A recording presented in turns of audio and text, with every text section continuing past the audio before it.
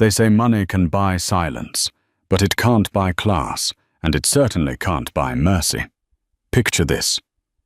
A sterile hospital room, a wife recovering from surgery, and a mistress so entitled she throws a punch right next to the heart monitor. The husband. A millionaire who just stands there and laughs. He thought he was untouchable. He thought he owned the world. But he forgot one thing: his father wasn't just a dad. He was the Chief Justice. And when the gavel dropped, it didn't just end a marriage. It ended a life. This is the story of how arrogance met its match.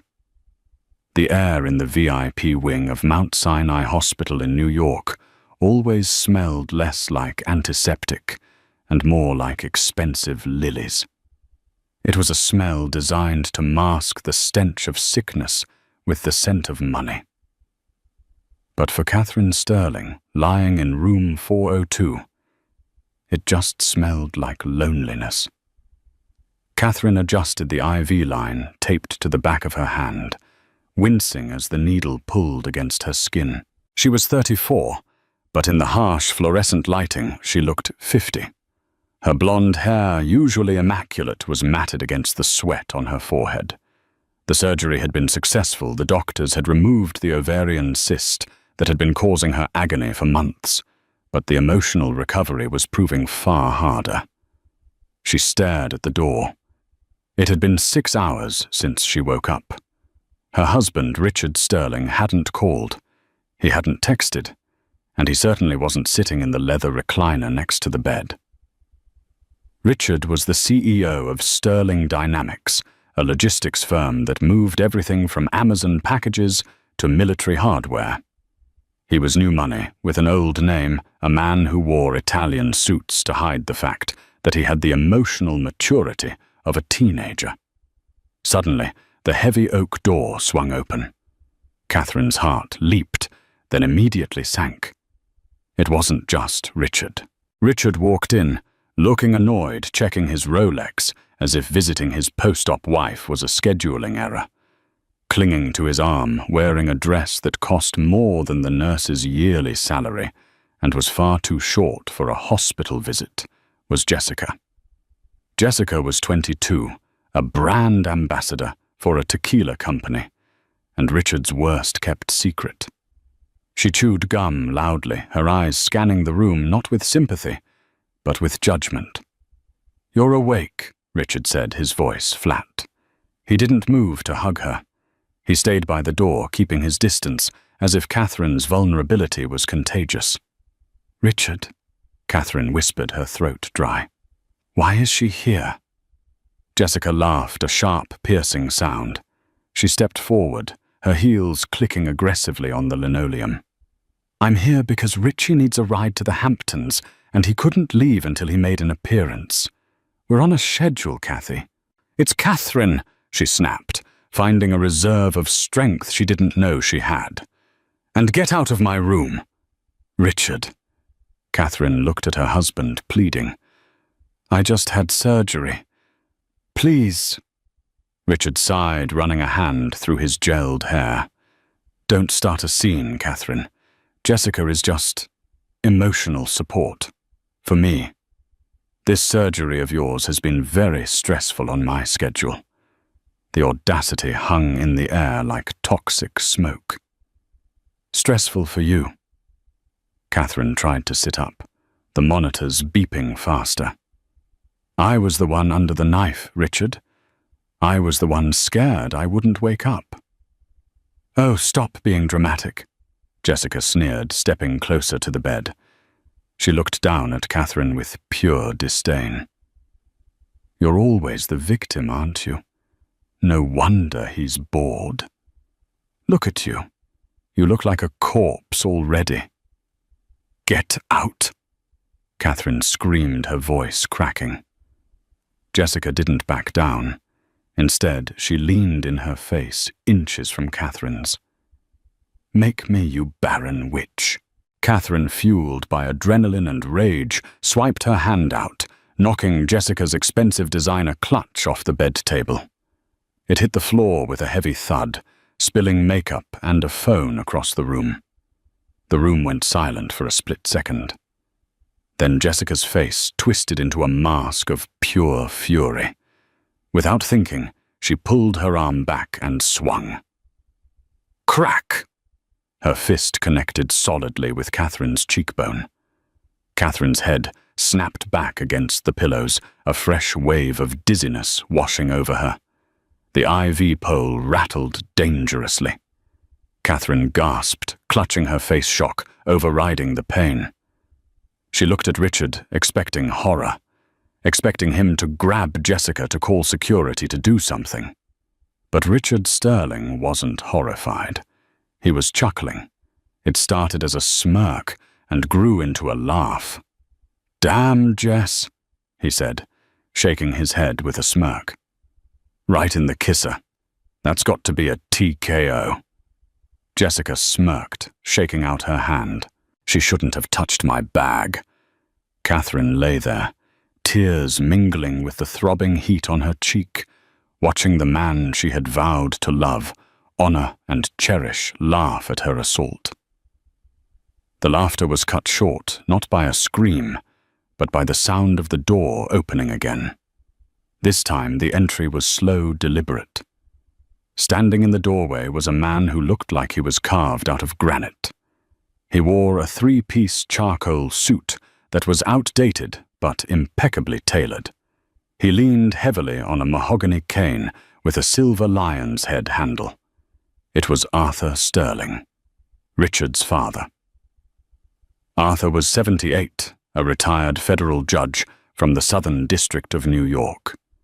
He was a man who had put away mob bosses, corrupt senators, and domestic terrorists. He was known in the legal world as the gavel, because when he made a decision, it was final. He stood silently, his steel-grey eyes taking in the scene. He saw the spilled purse. He saw the red mark blooming on Catherine's pale face. He saw the smirk fading from Jessica's lips. And he saw his son Richard freezing mid-laugh. "Dad," Richard stammered, his voice dropping an octave. "I didn't know you were coming." Arthur ignored his son. He limped slowly into the room, the tap-tap-tap of his cane echoing like a countdown. He walked past Richard, past Jessica, and went straight to the bedside. He reached into his pocket, pulled out a pristine white handkerchief, and gently handed it to Catherine. "Are you all right, my dear?" Arthur asked, his voice low and gravelly, surprisingly gentle. Catherine nodded, pressing the cloth to her swelling cheek. She couldn't speak. If she spoke, she would sob. Arthur turned around. The gentleness vanished. His face became a mask of cold judgment. He looked at Jessica. "You must be the assistant," Arthur said the word dripping with ice. "I'm his girlfriend," Jessica corrected defiantly, crossing her arms. She didn't know who this old man was, and she didn't care. And she started it. She threw my bag. "She is a patient in post-operative recovery," Arthur said, his voice rising in volume, projecting like he was back in his courtroom.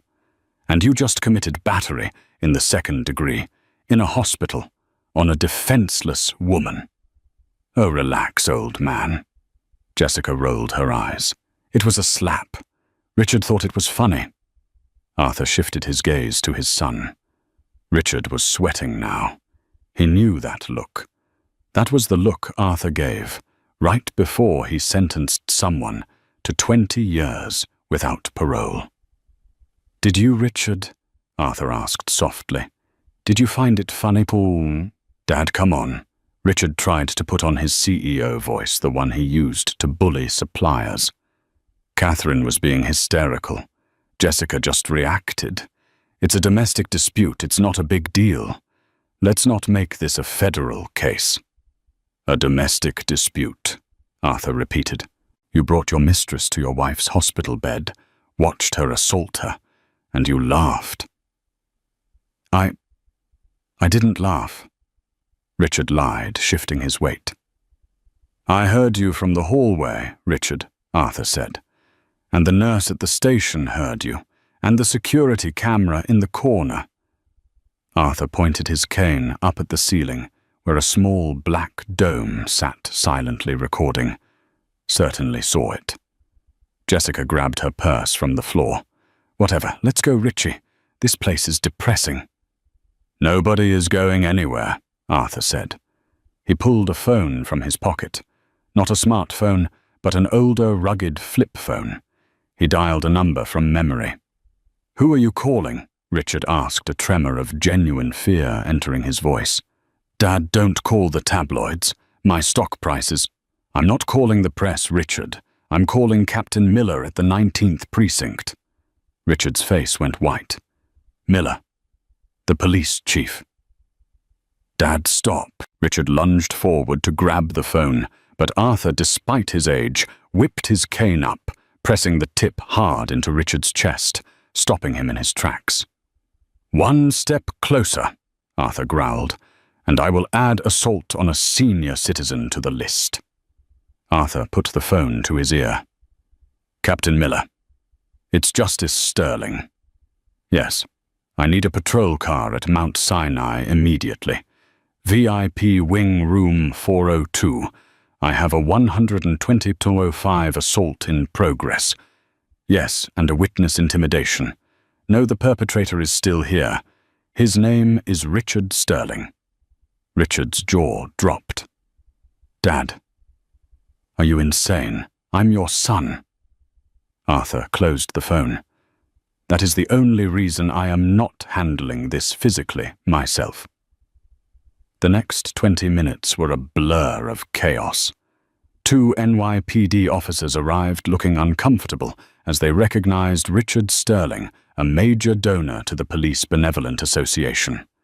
But when they saw Arthur Sterling standing guard by the bed, their demeanor changed instantly. "In New York, law enforcement, you didn't cross the gavel." "Officer," Arthur directed, pointing at Jessica, "that woman assaulted the patient. I am the witness. Arrest her." "Hey, don't touch me," Jessica shrieked as the officer grabbed her wrist. "Richie, do something. He can't do this." "And him." Arthur pointed at Richard. "Sir." The officer hesitated. "Mr. Sterling didn't throw the punch.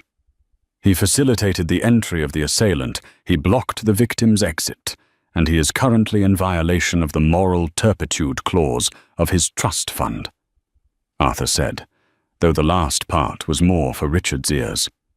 "But legally, he is an accessory. And if you check his pockets, I believe you will find a controlled substance that his girlfriend likely asked him to hold."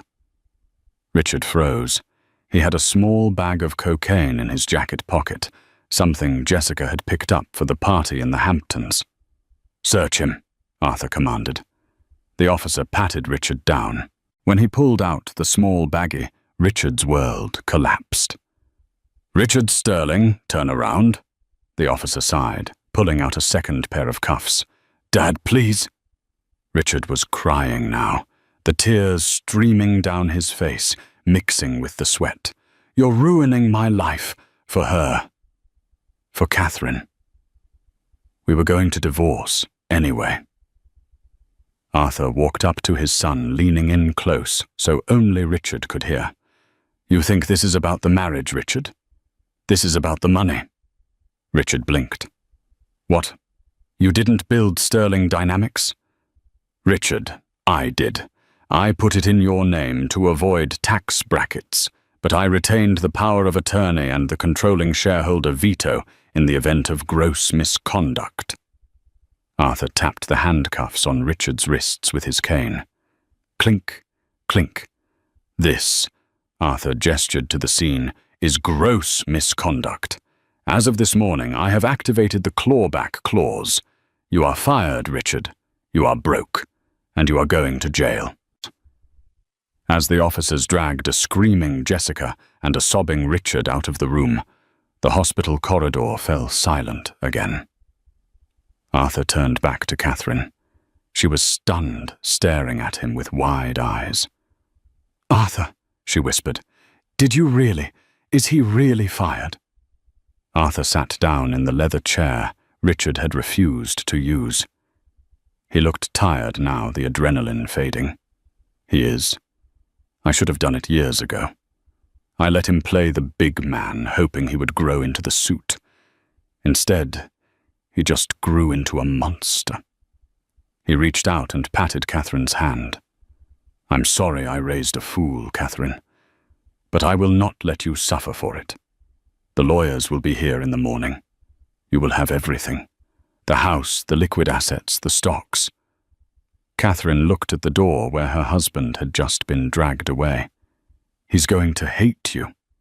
"Let him," Arthur said, his eyes hard as flint. "He can hate me from a cell." The holding cell at the 19th precinct didn't smell like lilies. It smelled of stale sweat, industrial cleaner, and despair. Richard Sterling sat on a metal bench bolted to the floor, his $3,000 Italian suit wrinkled and stained. His tie had been taken along with his shoelaces and his belt, leaving him holding up his trousers like a toddler. Across the precinct in the women's holding area, Jessica was faring worse. She had spent the first hour screaming that she knew people, the second hour crying, and the third hour silently plotting. The cocaine charge was a felony. The assault was a misdemeanor, but combined, she was looking at real time. And she knew with the survival instinct of a parasite that Richard was sinking. She needed a life raft. Back in the men's cell, Richard moved to the bars as a guard walked by. "Hey, officer," Richard barked, trying to summon his CEO voice. "I need my phone call. I have a right to a phone call."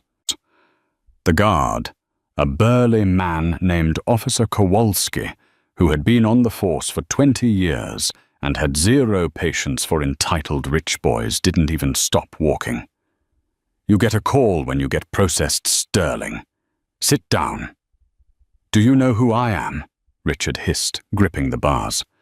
"I am Richard Sterling. I own half this city." "Not anymore, you don't." A voice came from the hallway. Richard froze. It was Arthur. Arthur Sterling didn't come into the cell block area. He stood on the other side of the safety glass in the visitation room, where the guard led Richard a few moments later. Richard sat down, handcuffed to the table. "Dad?" Richard breathed relief washing over him. "Thank God." "Okay, look, I've learned my lesson. It's scary in here. Get the lawyers, pay the bail, and let's get me out. I need a shower." Arthur placed a thick manila envelope on the table. He didn't sit down. "These aren't bail papers, Richard," Arthur said calmly. "These are documents regarding the divestiture of your assets." Richard stared at the envelope. "What?" "I told you at the hospital," Arthur said, adjusting his glasses. "The morals clause in the family trust is ironclad. It states that any beneficiary who brings public shame or criminal disrepute to the Sterling name forfeits their control. Being arrested for possession of a Class A narcotic while your mistress assaults your wife in a hospital, that qualifies." "You can't do this." Richard's voice shook. "I have money. I have my own accounts." "You have the accounts I gave you," Arthur corrected. "And as of 9:30 a.m. this morning, the board voted to freeze your compensation package pending an internal investigation. Your credit cards have been cancelled. Your access to the penthouse has been revoked." Richard felt the blood drain from his face. "So, I'm homeless. You have a roof over your head right now." Arthur gestured to the cinder block walls. "I suggest you get comfortable, because I'm not posting your bail." "You're leaving me in here!" Richard screamed, standing up until the cuffs jerked him back. "With them, I'm your son, and she was your wife." Arthur slammed his hand on the glass, the sound echoing like a gunshot. For the first time, his composure cracked, revealing a molten anger beneath. She lay there bleeding and you laughed. You aren't a man, Richard. You're a mistake I'm finally correcting. Arthur turned to leave. Dad, wait. What about Jessica? Arthur paused at the door. Oh, Ms. Davis. She's currently speaking to the district attorney. She seems very eager to explain that the drugs were yours and that she felt coerced by your abusive behavior. She's cutting a deal, Richard. She's trading you for her freedom. The door buzzed shut, leaving Richard alone in the silence of his ruined life. Meanwhile, back at Mount Sinai, the room was quiet. Catherine sat up in bed, holding a cup of tea. The swelling on her cheek had turned a deep, angry purple, but her eyes were clear. Arthur sat by her bedside again, looking weary. Is it done? Catherine asked softly. It is, Arthur said. He's in the system. The press has wind of it already. The New York Post is running the headline, "Sick CEO tomorrow morning." Catherine looked out the window at the Manhattan skyline. For 10 years, she had been a prop in Richard's life, a trophy to be displayed at galas and ignored at home. She had been terrified of leaving him, terrified of his anger, terrified of being penniless. Arthur, she said, I don't want his money. I just want a divorce. You will get the divorce, Arthur said firmly. But you will also take the money. Not for greed, Catherine, but for justice. If you leave it to him, he will just buy another victim in a few years. You need to strip him of his power. You need to take the weapon away. Catherine looked at the old man, seeing the regret in his eyes. He wasn't just punishing his son. He was trying to apologize for creating him. Okay, Catherine whispered. Let's take it all. 3 days later, the arraignment at the Manhattan Criminal Court was a circus. Camera crews from CNN, Fox, and local affiliates lined the steps of 100 Center Street. The story had everything the public loved: a millionaire villain, a sympathetic victim, a trashy mistress, and a legendary father delivering justice. It was a soap opera come to life. Richard Sterling was led into the courtroom in an orange jumpsuit. He looked haggard. He hadn't shaved in 3 days, and the dark circles under his eyes spoke of sleepless nights in a noisy cell. He scanned the room desperately for a friendly face. There were none. In the gallery sat Catherine. She wore large black sunglasses to hide her bruise, a cream-colored trench coat, and a simple scarf. She sat with her back straight, flanked by Arthur Sterling and a team of high-powered lawyers Arthur had personally selected. Richard's lawyer was not high-powered. Since his assets were frozen and Arthur had blacklisted him from the top firms, Richard was represented by Barry the Bulldog Cohen, a strip mall attorney known for getting drunk drivers off on technicalities. Barry wore a suit that was too shiny and smelled faintly of pastrami. All rise, the bailiff bellowed. Judge Elena Rossi entered. She was a no-nonsense woman who had argued cases before Arthur Sterling years ago. She respected the law, and she hated men who hit women. Docket number 45922. People of New York versus Richard Sterling, the clerk announced.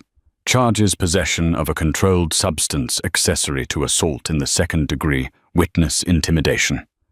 How does the defendant plead? Judge Rossi asked, looking over her spectacles at Richard. Not guilty, Your Honor, Barry Cohen shouted a little too loudly. And might I add, my client is a pillar of the community who'd had saved the opening statement for the trial, Mr. Cohen. Judge Rossi cut him off. Let's talk bail. Your Honor. The assistant district attorney stood up. The defendant is a flight risk. He has access to private aviation, multiple offshore accounts, and properties in non-extradition countries. "Objection!" Barry shouted. "My client's assets have been frozen by a family dispute. He can't even buy a sandwich, let alone a plane ticket." Judge Rossi looked at the defense table.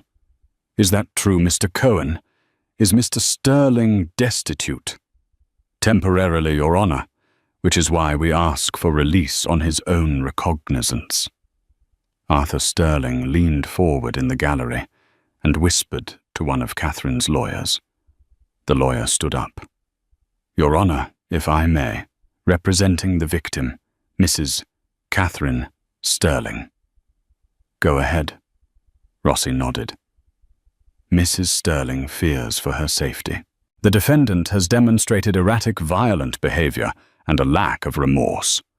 While his assets are frozen, he still has associates. We request a restraining order and significant bail." Judge Rossi nodded. "I'm setting bail at $2 million, cash or bond, and I am issuing a full order of protection. Mr. Sterling, you are to stay 500 yards away from Catherine Sterling at all times. If you see her in a grocery store, you leave. If you see her on the street, you cross it. Do you understand?" Richard slumped. "Yes, Your Honor." $2 million. He didn't have it. But then the courtroom doors opened. A man in a sharp black suit walked in carrying a briefcase. He wasn't a lawyer. He was a fixer for the cartel that supplied the high-end parties in the Hamptons, the people Jessica had been buying from. They didn't want Richard talking. The fixer approached the bail clerk and slapped down a certified check. Richard looked back, confused. He didn't know this man. "Bail is posted," the clerk announced, surprised. Arthur's eyes narrowed. He leaned over to Catherine. "He has new friends, dangerous friends. This just got more complicated." Richard walked out of the courtroom a free man for now, but as he stepped onto the sidewalk, the paparazzi swarmed. "Richard, did you hit her? Richard, is it true you're broke? Richard, look this way." He pushed through the crowd, looking for a limo, a car service, anything. But there was nothing.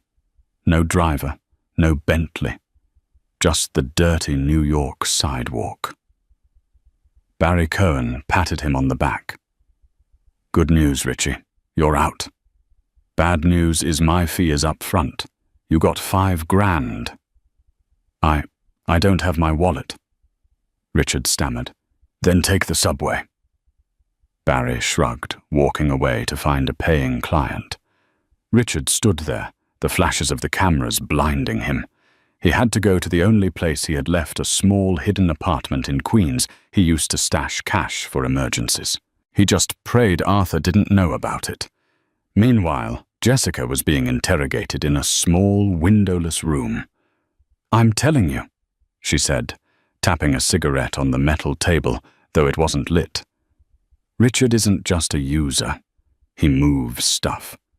Through his logistics company. Sterling Dynamics ships crates all over the world, right? You think he doesn't slip a few packages in for his friends?"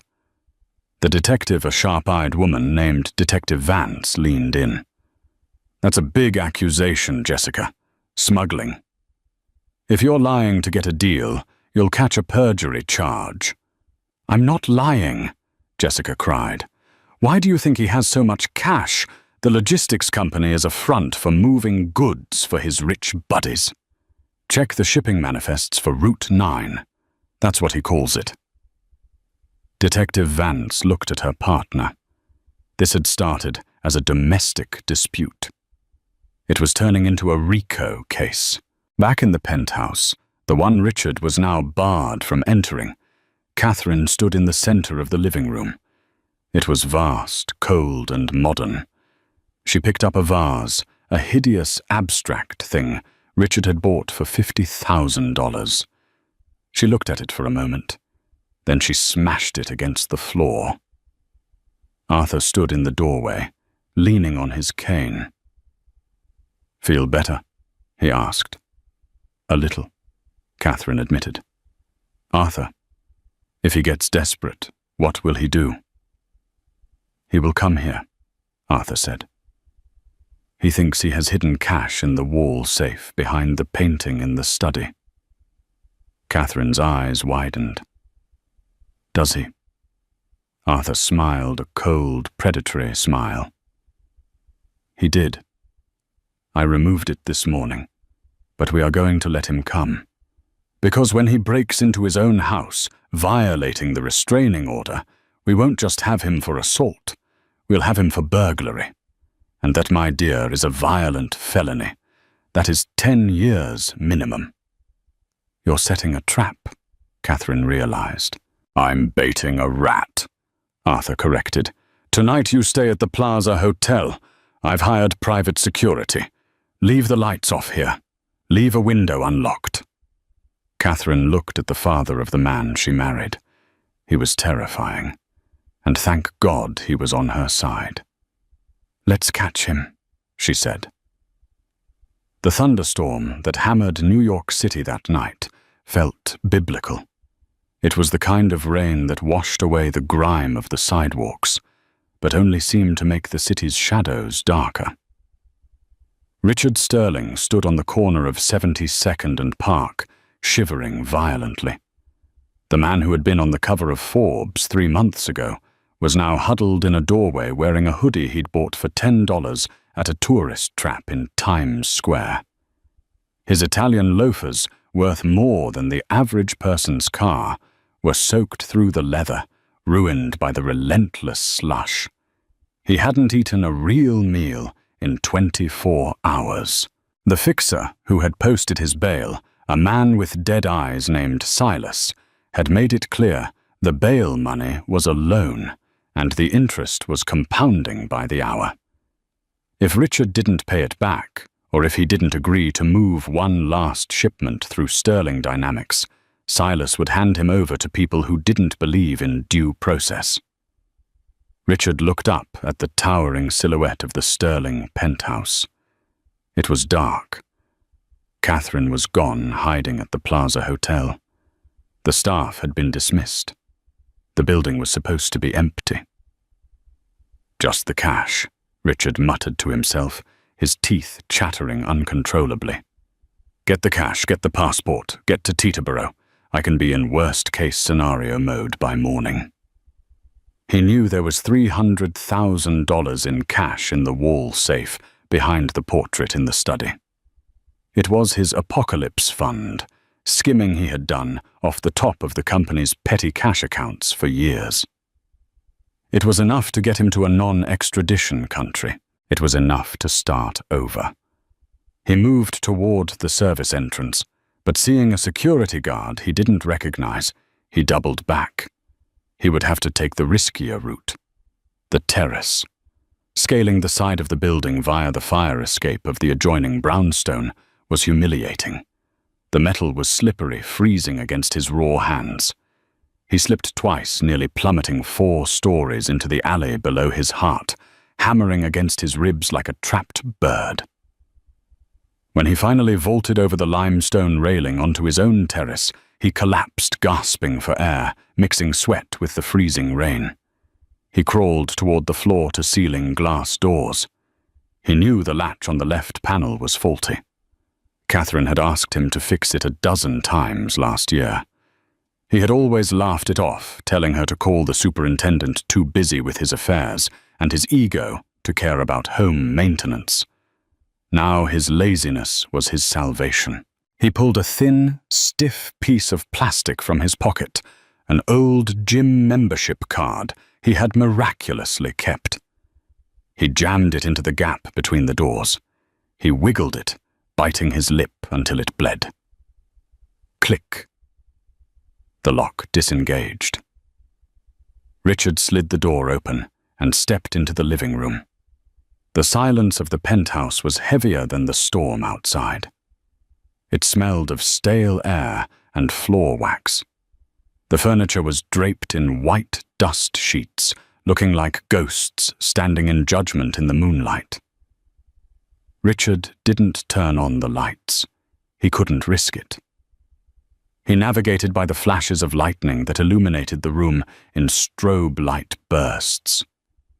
He moved past the grand piano he never played, past the display case of rare bourbons he used to brag about. He felt a surge of possessive rage.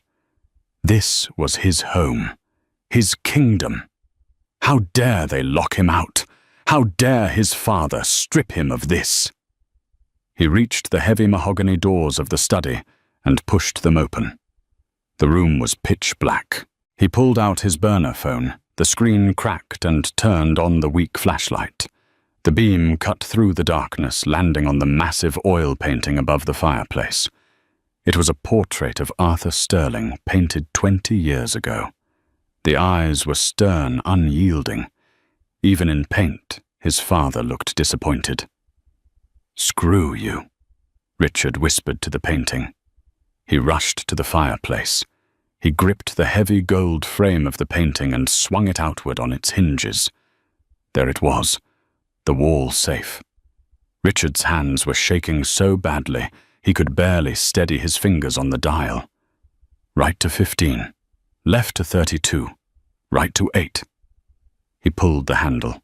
It wouldn't budge. He had messed up the combination. "Damn it!" he hissed, slamming his fist against the wall. Panic was clawing at his throat now. He could feel the time slipping away. He took a deep breath, forcing his heart rate down. Right to 15, left to 32, right to 8. Click. The sound was the most beautiful thing he had ever heard. The heavy steel door swung open.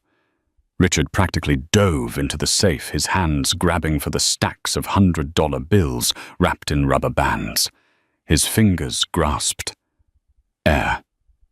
He froze. He swept his hand around the metal interior, frantically patting the cold steel shelves. Empty. "No." Richard whimpered. The sound was small, pathetic. "No, no, no." He shined the light inside. The safe was completely bare. The $300,000 was gone. In its place, leaning innocently against the back of the safe, was a single white envelope. Richard snatched it up, tearing it open with savage desperation. He pulled out a single sheet of stiff, expensive stationery. He recognized the handwriting immediately. It was sharp, angular, precise. "The wages of sin is death, but the cost of stupidity is bankruptcy." Richard stared at the note, his brain unable to process the reality. He was broke. He was trapped. He was dead. "He took it," Richard whispered, the realization turning into a scream. "He took it. The old man took it all." He crumpled the note and threw it on the floor, kicking the heavy oak desk. "Where is it? Where is my money?" "I didn't take it, Richard." A voice boomed from the darkness, deep and resonating like the thunder outside. "I secured it. It's evidence in a federal investigation." Richard spun around, his heart stopping in his chest. He dropped his phone. The flashlight beam spun wildly across the Persian rug before settling on a pair of polished black wingtip shoes. The lightning flashed again, illuminating the high-backed leather wing chair in the corner of the room. Arthur Sterling was sitting there. He wasn't wearing his usual suit. He was wearing a heavy wool cardigan, his hands resting on the silver lion's head of his cane. He didn't look like a father waiting for a wayward son. He looked like a judge waiting for the executioner. "You," Richard gasped, backing up until he hit the desk. "You set me up. You knew I'd come." "I knew you were desperate," Arthur said, his voice terrifyingly calm. "And I knew you were arrogant. You always return to the scene of the crime, Richard, because you never believe you've actually done anything wrong." "I needed that money to leave." Richard shouted, his fear mutating into a manic aggression. You ruined my life. You froze my accounts. You turned Catherine against me. I had to come here. You didn't have to do anything, Arthur said, slowly standing up. He leaned heavily on his cane, wincing slightly from the pain in his hip, but his gaze never wavered.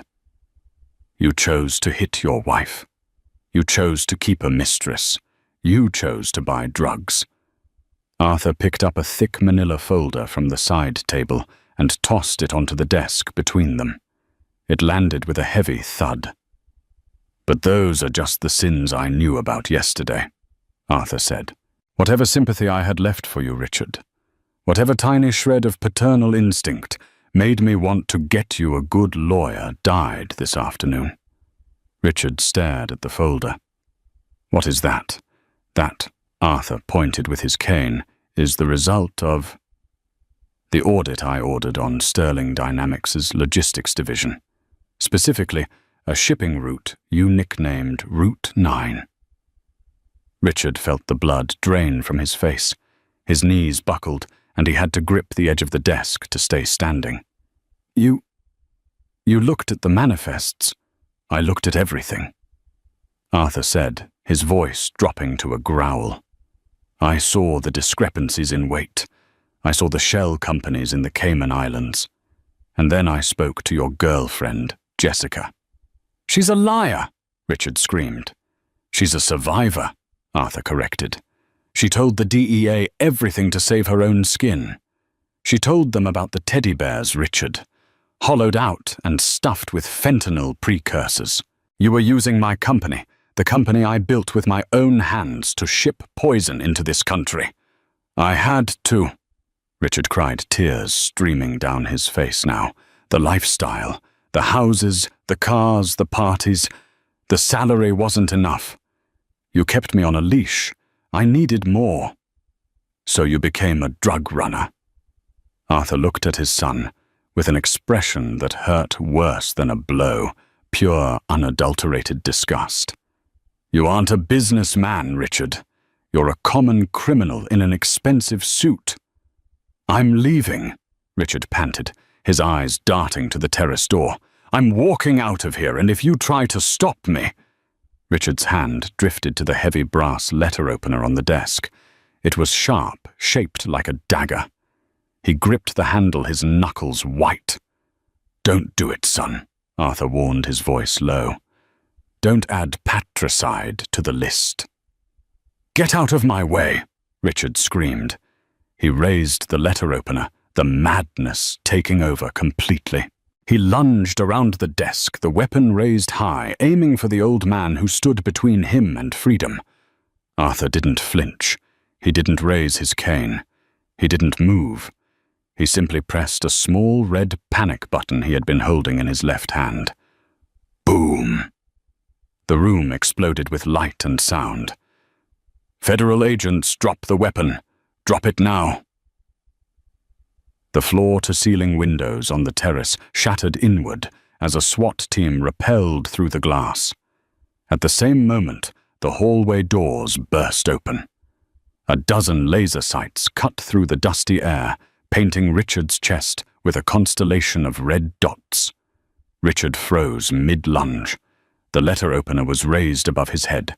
He was 3 feet away from his father. He looked around, wild-eyed. Men in tactical gear carrying M4 carbines surrounded him. The room was filled with the deafening shouts of commands.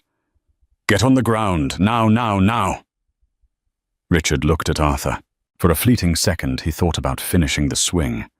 He thought about ending it all. Arthur looked back at him, his face a mask of stone. It's over, Richard. Put it down. The fight drained out of Richard Sterling. The letter opener clattered to the hard wood floor. He raised his hands, shaking uncontrollably, and dropped to his knees. Don't shoot, he sobbed. Please don't shoot. 3 agents were on him instantly. Richard's face was pressed into the rug as heavy boots pinned his limbs. The zip ties cinched around his wrists, biting into the skin tight and final. "Richard Sterling, you are under arrest for conspiracy to distribute narcotics, money laundering, and attempted assault," an agent barked, hauling him to his feet. As they dragged him toward the door, Richard twisted his head back to look at his father. "Dad," he wailed, his voice cracking like a child's. "Dad, help me. Don't let them take me. I'm your son." Arthur stood amidst the shattered glass and the ruin of the room. He watched the agents drag the weeping man away. He didn't step forward. He didn't reach out. "I have no son," Arthur said quietly, more to himself than anyone else. "I only have a defendant." The agents hauled Richard out into the hallway, his screams echoing down the corridor until the elevator doors dinged and swallowed him whole. Arthur stood alone in the silence that followed. He looked at the empty safe, then at the shattered window, where the rain was now pouring in, soaking the expensive rugs. He felt very old and very hurt. He reached into his pocket, pulled out his phone, and dialed a number. "Catherine," he said when she answered. "It's done. We caught the rat." 6 months later, the steps of the Thurgood Marshall United States Courthouse in Lower Manhattan looked less like a legal institution and more like a red carpet premiere for a disaster movie. Satellite trucks lined Center Street. Their dishes pointed skyward like hungry mouths. The headline on every paper from the Post to the Times was the same: "The Fall of the House of Sterling." Inside courtroom 506, the air was so thick with tension it felt hard to breathe. The gallery was packed shoulder to shoulder. Every seat was filled by reporters, former employees of Sterling Dynamics and the socialites who used to drink Richard's champagne and were now there to drink in his misery. Catherine Sterling sat in the front row directly behind the prosecution table. She was unrecognizable from the woman who had lain broken in a hospital bed half a year ago. The bruising was a distant memory. She wore a tailored charcoal blazer that cost more than Richard's defense attorney's car, and her hair was cut in a sharp, authoritative bob. She didn't look like a victim. She looked like a CEO. Next to her sat Arthur Sterling. The events of the past year had aged him. He sat in a wheelchair, now his legendary stamina finally eroded by the heartbreak of destroying his own son. But while his body was frail, his eyes remained as sharp and unforgiving as flint. "All rise," the bailiff bellowed. Richard Sterling was led into the room. The silence that fell over the crowd was heavy. Gone was the swaggering millionaire in the bespoke Italian suit. In his place shuffled a gaunt, pale man in a tan prison jumpsuit that hung loosely off his frame. His wrists were shackled to his waist, the chains clinking with a rhythmic, mournful sound.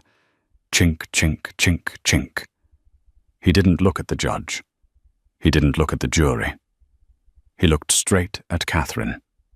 His eyes were wide, desperate, pleading for a connection that no longer existed. Catherine met his gaze with the cool indifference of a stranger looking at a bug on a windshield. The trial had been brutal. The defense had crumbled on day 3 when the prosecution played the star witness, Jessica Davis. Jessica had taken the stand not out of guilt, but out of survival. She had cut a deal 5 years in minimum security in exchange for everything she knew. She had sat there wearing a modest cardigan bought by her lawyer and methodically dismantled Richard's life. She detailed the abuse, the drug use, and most damning of all, the shipping manifests. She told the jury how Richard had laughed while signing off on containers filled with misery, joking that the teddy bears were going to make them a killing. The jury had deliberated for less than 4 hours. "Mr. Foreman," Judge Harrison asked, his voice echoing in the cavernous room, "have you reached a verdict?" "We have, Your Honor." Richard closed his eyes. He gripped the edge of the defense table, his knuckles white. On the count of conspiracy to distribute Class A narcotics. The foreman read his voice steady. We find the defendant guilty. A gasp rippled through the room. Richard flinched, as if he'd been slapped. On the count of money laundering, guilty. On the count of witness intimidation, guilty. On the count of aggravated assault in the 2nd degree, guilty. The word guilty rang out 12 times, 12 nails in the coffin of Richard's life. Judge Harrison took off his glasses and rubbed the bridge of his nose. He looked down at Richard with a mixture of pity and disdain. Mr. Sterling, the judge said, you were born with every advantage this country can offer. You were given wealth, education, and a family name that commanded respect. Instead of using those gifts to build, you used them to destroy. You preyed on your community. You assaulted your wife. You trafficked poison. The judge leaned forward. There is no leniency for those who have everything and choose to steal anyway. I sentence you to 35 years in the Federal Correctional Institution at Otisville. You will not be eligible for parole for 25 years. Bang! The sound of the gavel was final. It was the sound of a door slamming shut on a life. Pandemonium erupted in the gallery. Reporters shouted questions. Sketch artists furiously scribbled the look of horror on Richard's face. 2 U.S. Marshals moved in, grabbing Richard by the arms to haul him away. "Wait!" Richard screamed, struggling against the Marshals. Catherine, please." He wasn't fighting to escape. He was fighting to get one last word. Catherine stood up slowly. She signaled to the Marshals with a raised hand. Surprisingly, they paused. Even the law enforcement officers respected the woman who had brought down the Sterling Empire from the inside. She walked to the wooden railing that separated the free world from the defendant's pen. She stood 2 feet away from the man she had vowed to love until death. "Catherine?" Richard wept, tears streaming down his face, snot running from his nose. He looked pathetic. "I'm sorry. I'm so sorry. I love you. Please, tell them. Tell them I'm sick. Tell them I need help, not prison. You can fix this. You always fix everything." The room went silent, waiting for her response. Catherine looked at him. She remembered the hospital room. She remembered the punch. She remembered his laugh. "I can't fix you, Richard," she said, her voice clear and steady, loud enough for the reporters to hear. "And for the first time in my life, I don't want to." "But I have nothing," Richard wailed. "They took the money. They took the house. I have no one." Catherine leaned in closer, her eyes cold as ice. "You have exactly what you earned," she whispered. "Enjoy the silence, Richard." She turned her back on him. "No, Catherine, Dad, look at me," Richard screamed as the Marshals dragged him toward the side door. Arthur Sterling didn't turn his head. He stared straight ahead at the Great Seal of the United States hanging behind the judge's bench. He didn't blink until the heavy metal door slammed shut, cutting off his son's screams. Outside, the autumn air was crisp and clean. It smelled of roasted nuts and exhaust fumes, the smell of freedom. Catherine pushed Arthur's wheelchair down the ramp to the waiting town car. The paparazzi were shouting her name, flashing bulbs in her face, but she ignored them. She felt lighter than she had in 10 years. The invisible weight of Richard's ego, his anger and his needs was finally gone. She stopped by the car door. Arthur looked up at her, squinting in the sunlight. "Are you all right, my dear?" he asked. "I am," Catherine said, surprised to find it was true. I really am. Arthur handed her a thick leather portfolio he had been holding on his lap. Then this belongs to you, he said. What is it? My resignation, Arthur said. And the board's resolution. As of this morning, Richard's shares have been liquidated and absorbed. You are now the majority shareholder of Sterling Dynamics. You are the chairwoman, Catherine. Catherine ran her hand over the leather. Arthur, I don't know if I can run a logistics empire. You survived Richard. Arthur chuckled dryly. Compared to him, a board of directors is a walk in the park. You have the grit, Catherine. You have the moral compass. Clean up the company. Make the name Sterling mean something decent again. Catherine looked back at the courthouse. Somewhere deep in the bowels of that building, Richard was being processed, stripped of his clothes, his name replaced by a number. I will, she said firmly. I'll make it a name you can be proud of. I already am, Arthur said softly. I took out the trash, Catherine.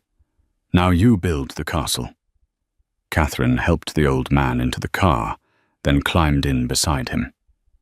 Where to Ms. Sterling? The driver asked. Catherine looked out the window at the city skyline, endless and full of promise. To the office, she said. We have work to do. The car pulled away, merging into the traffic, leaving the courthouse and Richard in the rear-view mirror, shrinking until they were nothing but a memory. And that is how the Sterling dynasty crumbled, not by an enemy from the outside, but from the rot within.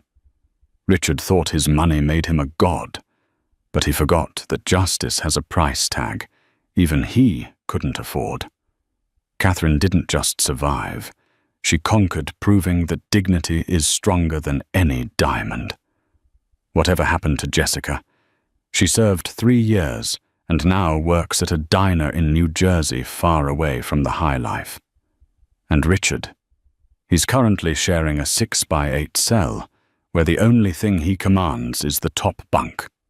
If you enjoyed this story of karma, betrayal, and ultimate justice, please smash that like button. It really helps the channel. Don't forget to subscribe and hit the bell icon so you never miss a story. Share this with someone who needs to be reminded that every action has a consequence. Thanks for watching, and see you in the next video.